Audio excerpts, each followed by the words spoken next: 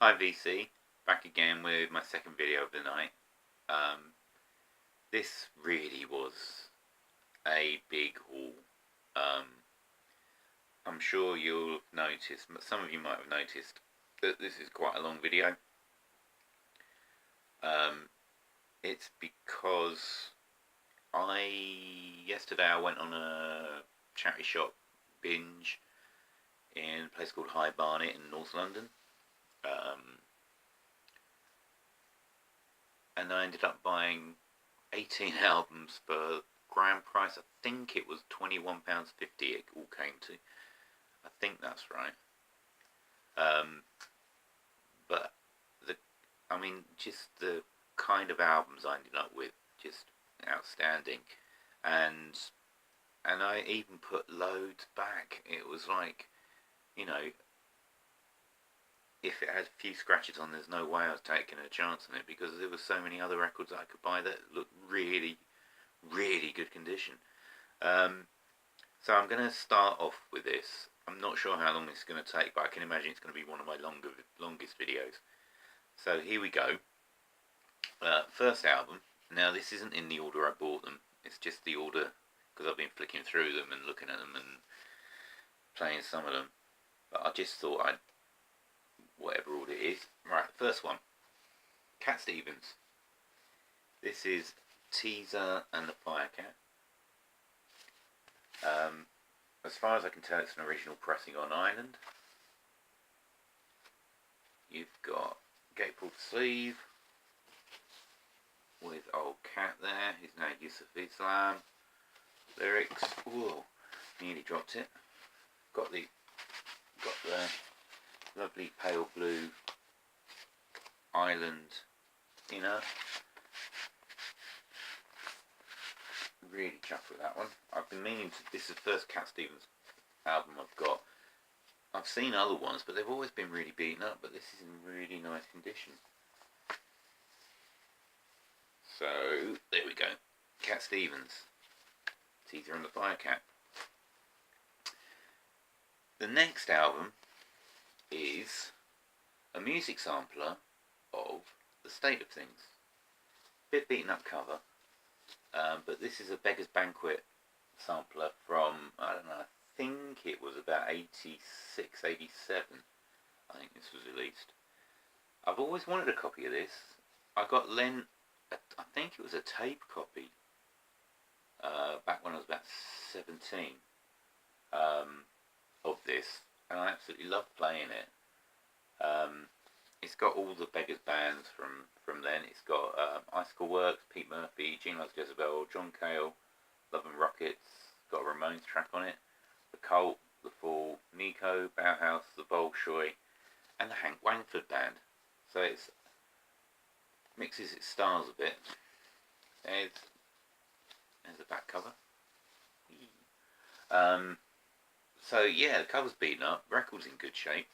So I'm really chuffed I got that. And that was only £1. So that's cool. Next one. Saw this next one on the James Griffiths last video. Sorry, I'm being a bit because I've just driven back from London earlier on, and I've been drinking a few rum and cokes. So cheers, everybody. Right, this next one was shown by James Griffiths in one of his last videos, and he said it was quite a pleasant listen. So it's Rita Coolidge. What's it called? Anytime, Anywhere. I think this is the same one. It looks the same. It might be a different one, but I thought I'd give it a whirl, seeing as James seemed to rate it. Got the inner picture with the lyrics there on the, what label is it on? Cover seems a bit flimsy actually. I don't know whether this is a foreign pressing or not. Might well be. I think this is one. Oh, James will let me know if that is the same one.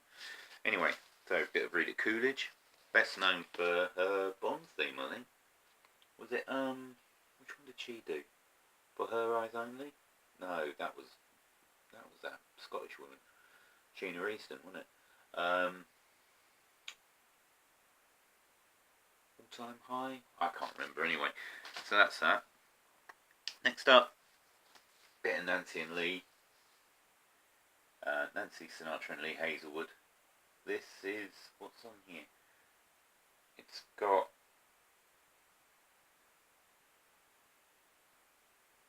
Some Velvet Mornings on here, which is probably their most famous track. But it's got things like Jackson. It's got You've Lost That Loving Feeling. It's got I've Been Down So Long It Looks Like Up to Me, which is a Doors song. So that's quite cool. Absolutely brilliant. So that's on Reprise. And then in the same shop for £1 was this one, which is Lee Hazelwood solo album, Requiem from Almost Lady. I'm sure I've heard this before. I think I've heard this one, but I love the artwork on that. Absolutely gorgeous artwork. And there's a picture of the man himself. Again on Reprise. There we go, Reprise label. Really looking forward to hearing that one. This one I'm quite happy that I got.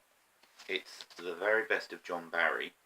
And look at that Bond girl rip-off cover. But it's all original versions of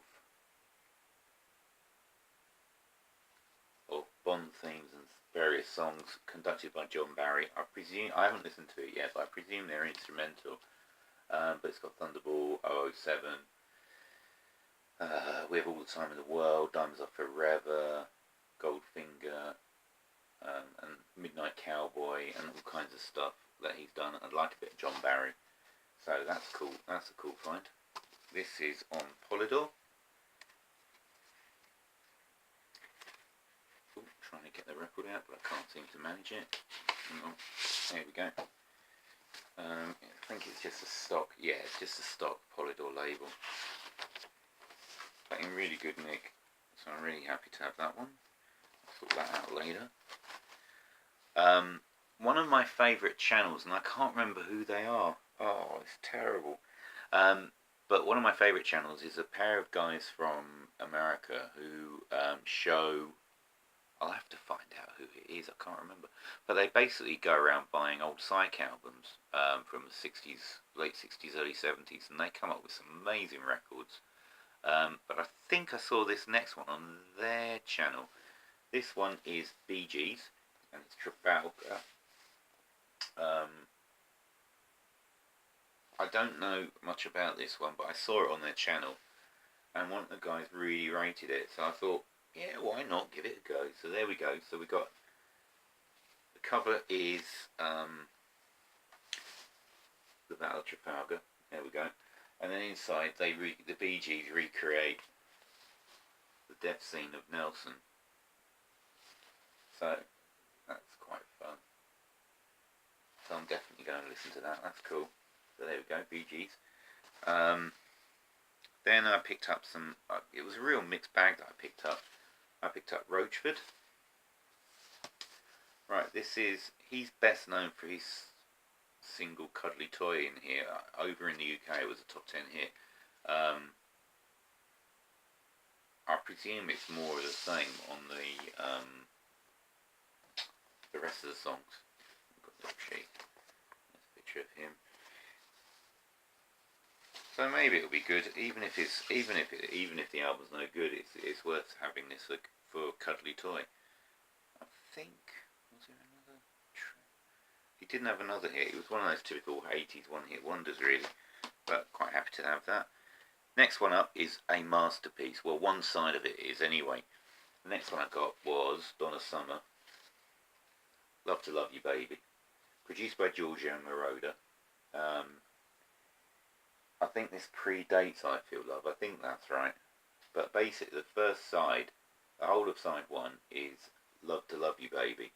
I've heard it before. It's a 15-minute version of it.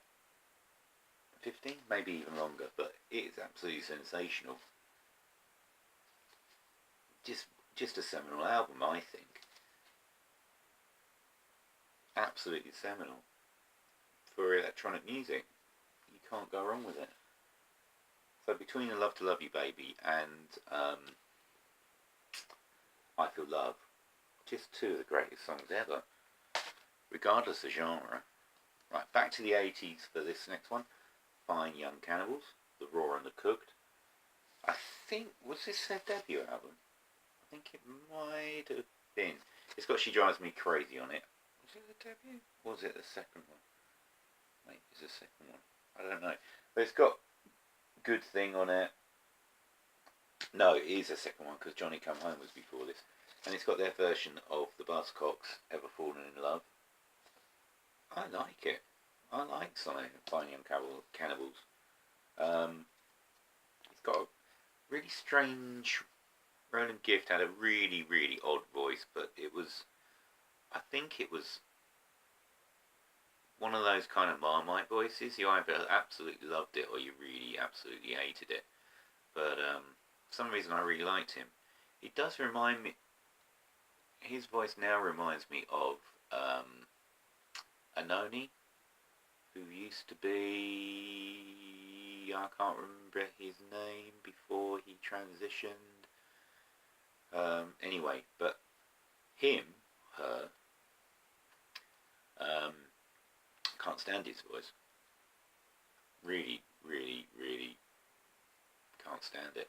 But Roland Gift, I don't know, maybe it was the music. I just like the music. Anyway, right. Headley's responsible for the next one. Definitely. He sent me a Red Savine album as part of some VCLT. And then I picked up a copy of a Truckers album with a couple of this guy's songs on it. And when I saw this, I thought, right, gotta have this. This is Red Savine, Little Rosa. I haven't played it yet. It's on Bulldog Records. Really heavy slab of vinyl. Here we go. Oh dear me. There we go. Bulldog Records. I actually am starting to like his stuff a lot. I played the album that Headley sent me. And it's good, actually. Very, very sentimental, maudlin almost, but yeah, it's good. It's good, so I'm quite glad I picked that up. Right, the most expensive record I bought on, when was it? Yesterday, was this one. Another Status Quo record. This is Status Quo, and it's Quo Live, double album, for the princely sum of £2.50. So, double gatefold, of course, because it's a double album.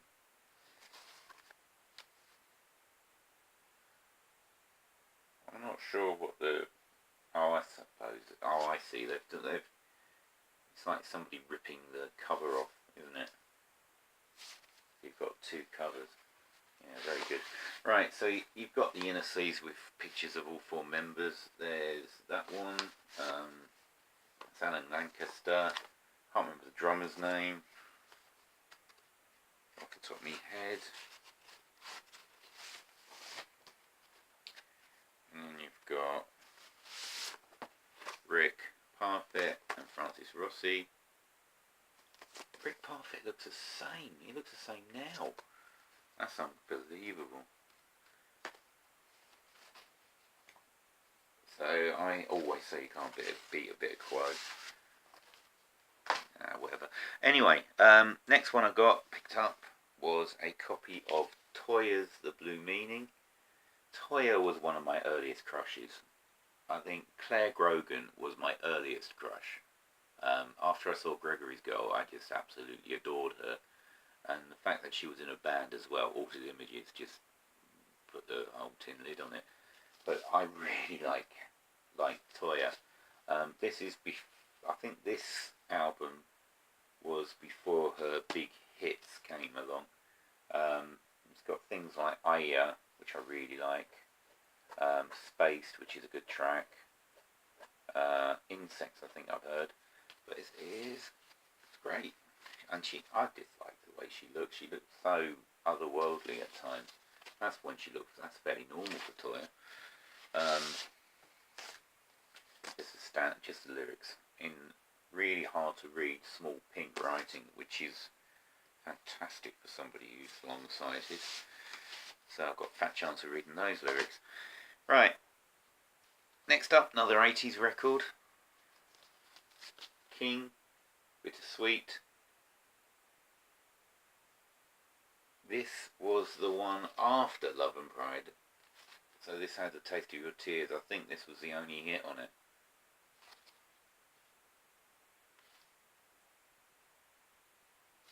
Whatever. Another 80s. I like 80s. I like 80s pop music. I suppose it's because it's the time when I grew up. I was a teenager. I hit 13 in 1982. And the 80s was my decade for pop. Can't stand 90s pop. Noughties pop was bloody atrocious. 70s was just, I wasn't ready for it. I was only 5 in 74. But the 80s, yeah, pop music was cool.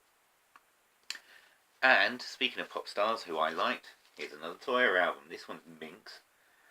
This was getting towards the end of her hits. This had Soul Passing Through Soul on it, which I think will hit the top 40. I've heard this before. It's a good album. Don't think that I can't remember which album has the Vow on it, but that's a gorgeous track. Crying out for a decent cover. There she is, looking kind of sleek. I don't care. I like Toya. And she's still recording and touring. And yeah, she does. Has spent a lot of money on her face, but she still looks pretty good. I've been looking for this one for a while. This is Simon and Garfunkel. Bridge Over Troubled Water. Well, what can you say about this? It is quite... I think it's probably overproduced, this album, but it's Simon and Garfunkel. So you've got Bridge Over Troubled Water, El Condor Pasa, you've got The Boxer, The Only Living Boy in New York, Song for the Asking. I mean, how can you go wrong with that? Just absolutely fabulous, fabulous 60s music. Brilliant. Next one. Colin Blunstone, better known as the lead singer of The Zombies. I've got their copy of Odyssey and Oracle on CD. If I ever see that on vinyl, I will be like, oh my god. Don't know what it sounds like, but I thought I'd pick that up, seeing as it was only £1. Had to have that. And it's in really good nick, apart from the glue on the back sleeve. I might need a new liner as well, but that's really cool. Album's called Journey. Looking forward to hearing that. And then probably one of the best records I got, the last one, I'm heading towards 20 minutes, is this one. Kristofferson. Jesus Was a Capricorn. I've heard some of his early stuff. I really like it. I mean, look at this is in great condition. Really good condition, and it was £1. There's Chris and the band. Various pictures, snapshots of the band there. And I think, is it? Yeah, it's just a plain liner. On. Oh dear. Yeah, when I opened this, I thought, oh dear, we've got water damage, but the actual record is in great nick. There's no a shine on that. Look at that, gorgeous. It's on. Oh dear, oh dear. I really should learn to wear my specs. Monument Records. So I don't know if this is an original or whether it's a repress. Who cares? I reckon it's an original because I haven't checked. I haven't read up on this on the internet at all. But it wouldn't be. Surely they wouldn't have repressed the gatefold sleeve. So really chuffed with that. So there we go. That was a bit of a mega haul. Absolutely chuffed by some of these records. I thought some of them, what the hell was somebody doing getting rid of these? Really, what the hell was going on? But thank you very much, whoever supplied them to the charity shop, because I hoovered them all up. So there you go. Hit over 20 minutes. It's the longest video I've released for ages. So I hope you enjoyed it. And I'll be back again soon with some more CD updates, because I've still got piles and piles and piles, not Tom Petty, but CDs to show. Sorry, that was an in-joke for a song that should be the national anthem of the VC, which is a song called Vinyl Records by Todd Schneider, I think is the right singer. If you haven't heard that, check it out. Anyway, I'll see you later. Thanks for watching. Keep watching. And keep playing those records, because they're so precious. See you later, VC. Bye.